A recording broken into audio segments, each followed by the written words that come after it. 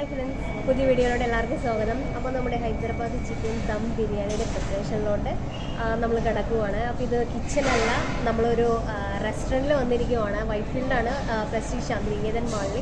അപ്പോൾ ഞാനൊരു ഹൈദരാബാദ് ബിരിയാണി ഓർഡർ ചെയ്തിട്ടുണ്ട്. നമ്മൾ അറിയണമല്ലോ ഡിഫറെൻറ്റ് ഹോട്ടലിലെയും റെസ്റ്റോറൻറ്റിലെ ആ ഒരു ടേസ്റ്റ്. അപ്പോൾ എന്തുകൊണ്ടാണ് ഹൈദരാബാദ് ബിരിയാണികളുടെ ആ ഒരു വെറൈറ്റി മീൻസ് അത് വേറിട്ട് നിൽക്കുന്നത് എന്തുകൊണ്ടാണെന്ന് വെച്ച് കഴിഞ്ഞാൽ നമ്മളതിൽ യൂസ് ചെയ്യുന്ന ചില സ്പൈസസിൻ്റെയും ചില ഫുഡ് ഇൻഗ്രീഡിയൻസിൻ്റെയും സ്പെഷ്യാലിറ്റിയാണ്.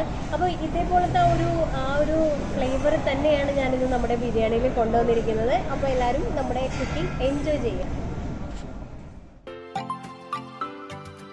ആദ്യമായി നമ്മുടെ ബിരിയാണിക്ക് ആവശ്യമായിട്ടുള്ള മസാലക്കൂട്ടാണ് ഞാനിവിടെ റെഡി ആയിട്ടിരിക്കുന്നത്. തികച്ചും വ്യത്യസ്തമായിട്ടുള്ള ഒരു മസാലക്കൂട്ടാണ് നമ്മൾ ഹൈദരാബാദ് ദം ബിരിയാണിക്ക് യൂസ് ചെയ്യുന്നത്. ഇത് പെരുംജീരകമാണ്. 1 ടീസ്പൂൺ പെരുംജീരകമാണ് എടുത്തിരിക്കുന്നത്. 1 ടീസ്പൂൺ ഷാജീരയുടെ ഫ്ലേവറാണ് നമ്മുടെ ഹൈദരാബാദ് ബിരിയാണിയുടെ ഹൈലൈറ്റ് ആയിട്ട് നിൽക്കുന്നത്. 2 ടീസ്പൂൺ ബ്ലാക്ക് പെപ്പർ കോൺ, അതായത് കുരുമുളക്. 2 ടേബിൾ സ്പൂൺ മല്ലി, മുഴുവനോടുകൂടിയുള്ള മല്ലിയാണ് നമ്മൾ ആഡ് ചെയ്യുന്നത്. 2 ബേ ലീവ്സ്, ഒരു ചെറിയ കഷ്ണം ജാവിത്രി, 2 കറുത്ത വലിയ ഏലക്ക, 10 കറയാമ്പൂ,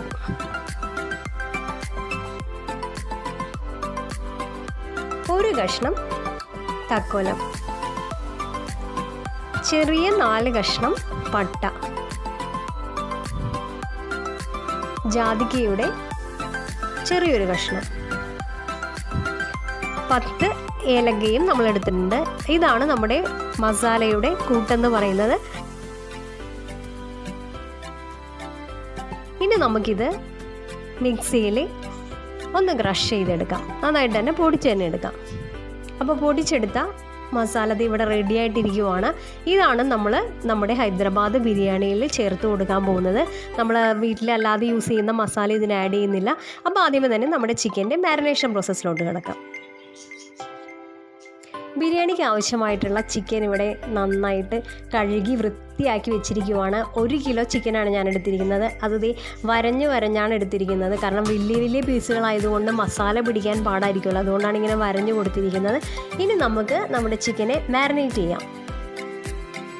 ആദ്യമായിട്ട് വെളുത്തുള്ളി ഇഞ്ചി പേസ്റ്റാണ് നമ്മൾ എടുത്തിരിക്കുന്നത്. ഇത് 3 ടേബിൾ സ്പൂണോളമാണ് എടുത്തിരിക്കുന്നത്. ഇത് ആഡ് ചെയ്ത് കൊടുക്കാം.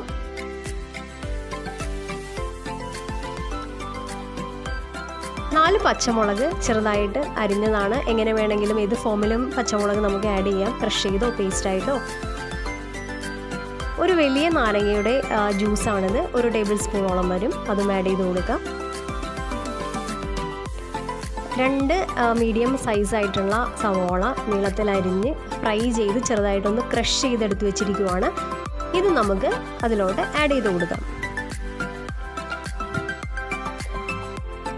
ഈ സവാള ഫ്രൈ ചെയ്ത് വെച്ചിരിക്കുന്ന ആ ഒരു ഓയിലുണ്ടല്ലോ, ആ ഓയിൽ 2 ടേബിൾ സ്പൂണോളം ആഡ് ചെയ്ത് കൊടുക്കാം. ഇത് ആ ഒരു ചിക്കന് നല്ലൊരു ഫ്ലേവർ കൊടുക്കും.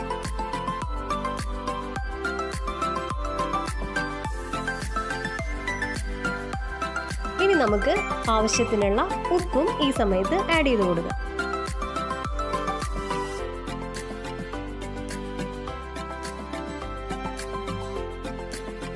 മൂന്ന് പച്ചമുളക് ചെറുതായിട്ടൊന്ന് ഒടിച്ചോ അല്ലെങ്കിൽ നമുക്ക് നീളത്തിലിട്ട് കൊടുക്കാം, ഒരു ഭംഗിക്ക് വേണ്ടിയാണ്. ഇനി നമുക്ക് അതിനുള്ള മസാലകൾ ആദ്യമായിട്ട് 1/2 ടീസ്പൂൺ കുരുമുളക് പൊടി നമുക്ക് ആഡ് ചെയ്ത് കൊടുക്കാം. മഞ്ഞൾപ്പൊടിയും 1/2 ടീസ്പൂൺ,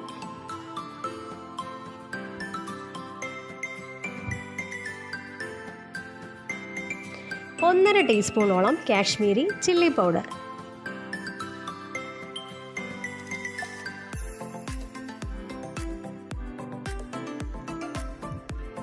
ഇത് നമ്മുടെ സ്പെഷ്യൽ ഹൈദരാബാദ് മസാലയാണ് നമ്മൾ ആദ്യം പൊടിച്ചെടുത്തത്.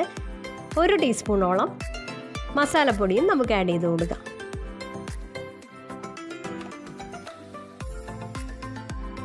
ഫ്രഷ് ആയിട്ടുള്ള മല്ലിയില ഒരു കൈയിൽ ഒതുങ്ങുന്നത് നമുക്ക് ആഡ് ചെയ്ത് കൊടുക്കാം. അതേപോലെ പുതിനയിലയും നമുക്ക് ആഡ് ചെയ്ത് കൊടുക്കാം.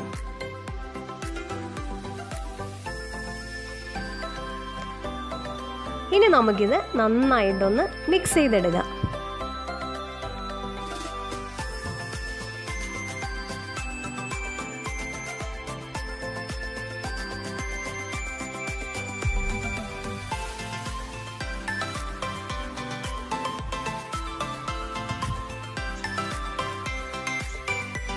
ഇനി ഇതിലോട്ട് ഇമ്പോർട്ടൻ്റ് ആയിട്ടുള്ള ഒരു കൂട്ടം കൂടെ ആഡ് ചെയ്യാനുണ്ട്.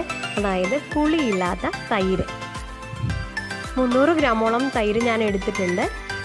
അതും കൂടി നമുക്ക് ഇതിലോട്ട് ആഡ് ചെയ്ത് നന്നായിട്ടൊന്ന് മസാലകൾ ആ ഒരു വലിയ വലിയ കഷ്ണങ്ങളായതുകൊണ്ട് തന്നെ പിടിക്കാനായിട്ട് കുറച്ച് പാടായിരിക്കും. അതുകൊണ്ട് നമ്മൾ വരഞ്ഞിട്ടുണ്ടല്ലോ, അപ്പോൾ അതിലോട്ടെല്ലാം നന്നായിട്ട് ഇറങ്ങി പിടിക്കുന്ന രീതിയിൽ നന്നായിട്ട് തന്നെ അതിനെ മിക്സ് ചെയ്ത് നമുക്ക് ഇതിനെ മൂടി വെക്കാം. 1 മണിക്കൂറോളം മിനിമം മാരിനേറ്റ് ചെയ്താൽ വളരെ നല്ലതായിരിക്കും. കാരണം ആ ഒരു തൈരിലെല്ലാം കിടന്ന് ആ ഒരു ചിക്കൻ നന്നായിട്ട് സോഫ്റ്റ് ആകും, മസാലകളെല്ലാം നന്നായിട്ട് പിടിക്കും. പാൻ നന്നായിട്ട് തന്നെ ചൂടായിട്ടിരിക്കുവാണ്. ഇതിലോട്ട് നമുക്ക് 5 ടേബിൾ സ്പൂണോളം സൺഫ്ലവർ ഓയിൽ ആഡ് ചെയ്ത് കൊടുക്കാം. ഓയിൽ നന്നായിട്ട് ചൂടായി കഴിയുമ്പോൾ നമ്മൾ മാരിനേറ്റ് ചെയ്ത് വെച്ച ചിക്കൻ എല്ലാം തന്നെ നമുക്കിതിലോട്ട് ആഡ് ചെയ്ത് കൊടുക്കാം.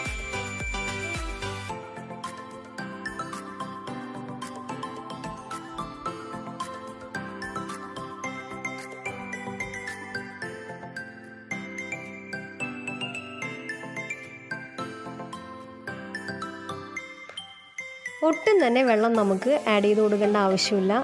ചിക്കനിൽ നിന്ന് തന്നെ നന്നായിട്ട് വെള്ളം പുറത്തോട്ട് ഇറങ്ങും. നമ്മൾ തൈരും കൂടെ ആഡ് ചെയ്ത് കൊടുത്തിട്ടുണ്ട്. അപ്പോൾ ആവശ്യത്തിനുള്ള നനവ് മസാലയ്ക്കുണ്ട്. അപ്പോൾ നന്നായിട്ട് ആ ഒരു എണ്ണയായിട്ട് നന്നായിട്ടൊന്ന് ചേർത്ത് ഇളക്കി കൊടുത്തതിന് ശേഷം ഹൈ ഫ്ലെയിമിൽ തന്നെ വെച്ച് നമുക്കിത് മൂടി വെച്ച് കുക്ക് ചെയ്യാം.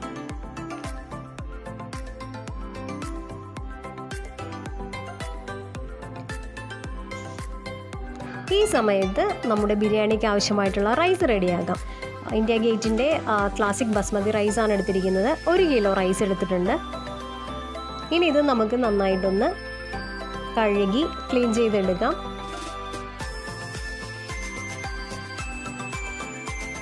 ആവശ്യത്തിനുള്ള വെള്ളത്തിൽ നമുക്കിത് കുതിർത്തി വെക്കാം. 20 മിനിറ്റോളം ഞാനിത് കുതിർത്തി വെക്കുന്നുണ്ട്. ഈ സമയത്ത് നമ്മുടെ റൈസിനായിട്ടുള്ള സ്പൈസസ്, അതായത് ഷാജീര 1 ടീസ്പൂണോളം എടുത്തിട്ടുണ്ട്. ഞാൻ പറഞ്ഞു ഹൈദരാബാദ് ബിരിയാണി ഹൈലൈറ്റ് ആണിത്. അതേപോലെ തന്നെ ഏലക്ക 4-5 എണ്ണം എടുത്തിട്ടുണ്ട്. കറിയാമ്പ് ഒരു 3-4 എടുത്തിട്ടുണ്ട്. ബേ ലീവ്സ് 2-3 ഇലകൾ എടുത്തിട്ടുണ്ട്. പട്ട കുറച്ചധികം തന്നെ എടുത്തിട്ടുണ്ട്. ഇതെല്ലാം ഞാൻ ഡയറക്റ്റ് ഒന്നും ആഡ് ചെയ്യുന്നില്ല. ഒരു ട്രാൻസ്പെറൻ്റ് ആയിട്ടുള്ള ഒരു തുണിയിൽ കെട്ടിയാണ് ആഡ് ചെയ്യാൻ പോകുന്നത്. ഡയറക്റ്റ് ഇട്ട് കഴിഞ്ഞാൽ അരി വെന്ത് കഴിയുമ്പോൾ നമ്മളതെടുത്ത് പെറുക്കി മാറ്റാനും നിൽക്കണം. അത് കുട്ടികൾക്കെല്ലാം ബുദ്ധിമുട്ടായതുകൊണ്ടാണ് ഞാനിങ്ങനെ ഒരു മെത്തേഡ് അപ്ലൈ ചെയ്യുന്നത്. ഇത് നന്നായിട്ടൊന്ന് ടൈ ചെയ്ത് വെക്കാം. നമുക്ക് 4 ലിറ്ററോളം വെള്ളം പാനിൽ നന്നായിട്ട് ചൂടായിക്കൊണ്ടിരിക്കുവാണ്. ഇതിലോട്ട് നമ്മൾ ടൈ ചെയ്ത് വെച്ചിരിക്കുന്ന നമ്മുടെ സ്പൈസസിൻ്റെ ബാഗ് ഇട്ട് കൊടുക്കാം. ഇനി ഇത് നന്നായിട്ടൊന്ന് ആ ഒരു ഫ്ലേവർ ഇതിലോട്ട് ഇറങ്ങട്ടെ. ഈ സമയത്ത് നമ്മുടെ ചിക്കൻ 10 മിനിറ്റോളം ഹൈ ഫ്ലെയിമിൽ ഇരുന്നപ്പോൾ തന്നെ നന്നായിട്ട് ഗ്രേവി ആ ഒരു വെള്ളം പുറത്തോട്ട് വന്നിട്ടുണ്ട്. അതുകൊണ്ടാണ് ആദ്യം നമ്മൾ വെള്ളം ആഡ് ചെയ്ത് കൊടുക്കേണ്ടെന്ന് പറയുന്നത്. ഇത് നന്നായിട്ട് തന്നെ ഒന്ന് ഇളക്കി ചേർത്തിട്ട് ഹൈ ഫ്ലെയിമിൽ തന്നെ ഇനിയും നമുക്കിത് വേവിച്ചെടുക്കാം. നമ്മുടെ റൈസിന് ആവശ്യമായിട്ടുള്ള വെള്ളം നന്നായിട്ട് തിളച്ച് വരുന്നുണ്ട്. അപ്പോൾ ഫ്ലേവറെല്ലാം നന്നായിട്ട് ഇറങ്ങിയിട്ടുണ്ട്. ഈ സമയത്ത് 20 മിനിറ്റോളം കുതിർത്തി വെച്ചിരിക്കുന്ന റൈസ് നമുക്ക് ആഡ് ചെയ്ത് കൊടുക്കാം.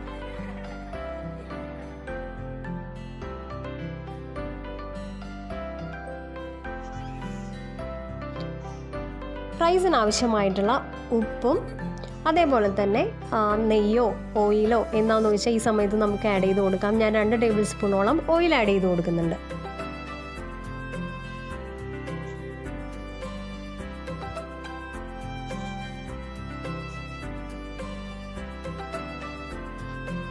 നന്നായിട്ട് തന്നെ വെള്ളം തിളച്ച് റൈസെല്ലാം വെന്ത് വന്നിട്ടുണ്ട്. 80% റൈസ് നന്നായിട്ട് വെന്തിരിക്കുവാണ്. ഈ സമയത്ത് നമ്മൾ ആ സ്പൈസിൻ്റെ ബാഗ് എടുത്ത് നമുക്ക് മാറ്റാം. ഇനി നമുക്ക് റൈസ് ആ ഒരു വേവ് ഞാൻ കാണിച്ചു തരാം. ആ നീളൻ റൈസ് നമ്മൾ കയ്യിലെടുക്കുമ്പോൾ തന്നെ അതൊന്ന് കണ്ടോ പൊട്ടുന്നതായിട്ട് കാണാൻ പറ്റും. ഇതാണ് കറക്റ്റ് സ്റ്റേജ്. ഇനി നമുക്കിതിനെ ഒന്ന് സ്റ്റെയിൻ ചെയ്ത് വെക്കാം. ഈ സമയത്ത് നമ്മുടെ ചിക്കൻ ഇപ്പോൾ ടോട്ടൽ ഒരു 30 മിനിറ്റോളം ഹൈ ഫ്ലെയിമിൽ തന്നെയാണ് ഞാൻ വേവിച്ചെടുത്തത്. നന്നായിട്ട് വെന്തിരിക്കുവാണ്. അപ്പോൾ ഗ്രേവി എല്ലാം നന്നായിട്ട് വറ്റിയിട്ടുണ്ട്. അപ്പോൾ നമ്മൾ സ്റ്റെയിൻ ചെയ്ത് വെച്ചിരിക്കുന്ന റൈസ് ഇവിടെ റെഡി ആയിട്ടുണ്ട്. ഇനി നമ്മുടെ ബിരിയാണിയുടെ മെയിൻ സ്റ്റെപ്പാണ്. നമ്മൾ ബിരിയാണി ദം ചെയ്യാൻ പോവുകയാണ്. അതിനായിട്ട് ഇളം ചൂട് പാലിൽ ഞാൻ കുങ്കുമപ്പൂവ് ആഡ് ചെയ്ത് വെച്ചിട്ടുണ്ടായിരുന്നു. അപ്പോൾ കുങ്കുമപ്പൂവ് എന്ന് പറയുമ്പോൾ ഈ ഒരു ചെറിയൊരു ഡബ്ബയിൽ നമുക്ക് മേടിക്കാൻ കിട്ടും. കുറച്ച് കോസ്റ്റ്ലിയാണ്. അപ്പോൾ അത് നമുക്ക് ആവശ്യത്തിനനുസരിച്ച് ഒരു പിഞ്ചെടുത്ത് നമുക്ക് ആദ്യമേ തന്നെ പാലിൽ ഇട്ട് വെക്കുകയാണെങ്കിൽ നല്ല കളറ് കിട്ടും. ഇനി നമുക്ക് ചെറുതായിട്ട് നെയ്യ് ആ ഒരു പാനിലോട്ട് ചെറുതായിട്ടൊന്ന് തടവി കൊടുക്കാം. അതിലോട്ട് നമുക്ക് ഫസ്റ്റ് തന്നെ നമ്മൾ ആ ഒരു റൈസിൻ്റെ ലെയറാണ് സെറ്റ് ചെയ്യുന്നത്.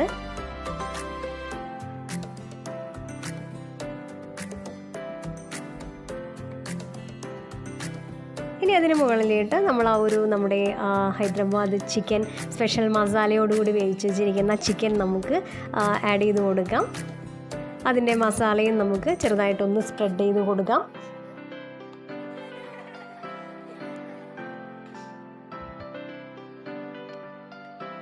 അതിന് മുകളിൽ വീണ്ടും നമുക്ക് ആ ഒരു റൈസിൻ്റെ ലെയർ സെറ്റ് ചെയ്ത് കൊടുക്കാം. ഇനി നമുക്ക് ആ ഒരു ഗാർണിഷിങ്ങിന് വേണ്ടി ഫ്രൈ ചെയ്ത് വെച്ചിരിക്കുന്ന ഓണിയനും നെയ്യിൽ ഫ്രൈ ചെയ്ത് വെച്ചിരിക്കുന്ന കശുവണ്ടിയും കുറച്ച് മുന്തിരിയും കൂടി നമുക്ക് ആഡ് ചെയ്ത് കൊടുക്കാം.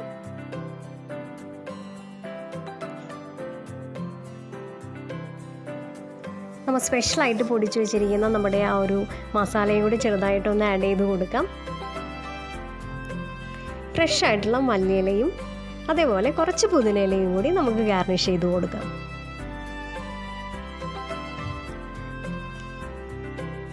ഇനി ഇതിൻ്റെ മുകളിലായിട്ട് ചെറുതായിട്ട് നമുക്ക് റൈസിൻ്റെ ലെയർ ഒന്ന് സെറ്റ് ചെയ്ത് കൊടുക്കാം.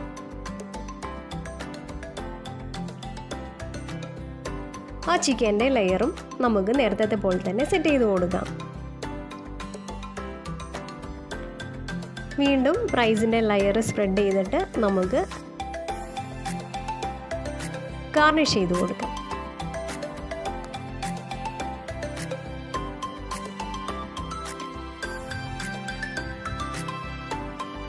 ഇനി ബിരിയാണിയുടെ ആ കളറിന് വേണ്ടി നമ്മൾ ആ ഒരു കുങ്കുമപ്പൂവ് പാലിൽ ചേർത്ത് വെച്ചിരുന്നു. അപ്പോൾ കുറച്ച് നെയ്യും കൂടി ഒഴിച്ച് കൊടുത്തിട്ട് നമുക്ക് ആ ഒരു കളറിന് വേണ്ടി ആ ഒരു ലിക്വിഡും കൂടി നമുക്ക് ആഡ് ചെയ്ത് കൊടുക്കാം. ഇനി ഇതിൻ്റെ ഫ്ലേവർ ചിലർക്ക് ഇഷ്ടപ്പെടാത്തവരുണ്ടാവും. അവർക്ക് വേണ്ടി നമുക്ക് മഞ്ഞൾപ്പൊടി പാലിൽ കലക്കി ഒഴിച്ചാലും മതിയാകും. ഇനി നമുക്കിത് ദം ചെയ്യാം. ദം ചെയ്യാനായിട്ട് ഞാൻ അലൂമിനിയം ഫോയിലാണ് എടുത്തിരിക്കുന്നത്. അത് വെച്ച് നന്നായിട്ട് ഒന്ന് എയർ പുറത്തോട്ട് വരാത്ത രീതിയിൽ സെറ്റ് ചെയ്തിട്ട് നന്നായിട്ട് ടൈറ്റായിട്ട് അടച്ചു വെക്കാം.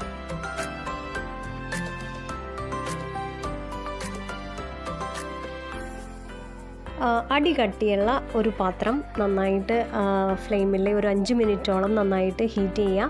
അതിനുശേഷം നമ്മൾ ദം ചെയ്യാൻ ഉദ്ദേശിച്ചിരിക്കുന്ന പാത്രം നമുക്കതിന് മേളിലോട്ട് സെറ്റ് ചെയ്ത് കൊടുക്കാം. ഒരു 2-3 മിനിറ്റോളം ഹൈ ഫ്ലെയിമിൽ തന്നെ നമുക്ക് വെക്കാം. അതിനുശേഷം സിമ്മിലിട്ട് 30 മിനിറ്റോളം നമുക്ക് ദം ഇടാം.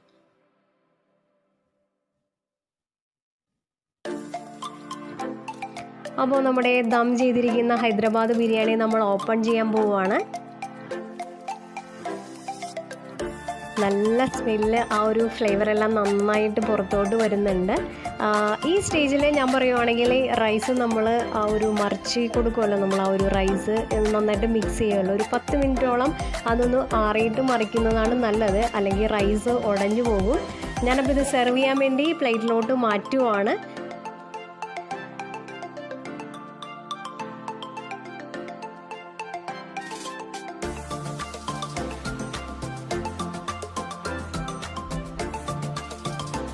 അപ്പോൾ പ്ലേറ്റിലോട്ട് മാറ്റിയതിന് ശേഷം ചെറുതായിട്ടൊന്ന് മല്ലിയിലയും പുതിനയിലയും വെച്ച് ഗാർണിഷ് ചെയ്ത് വെച്ചിട്ടുണ്ട്.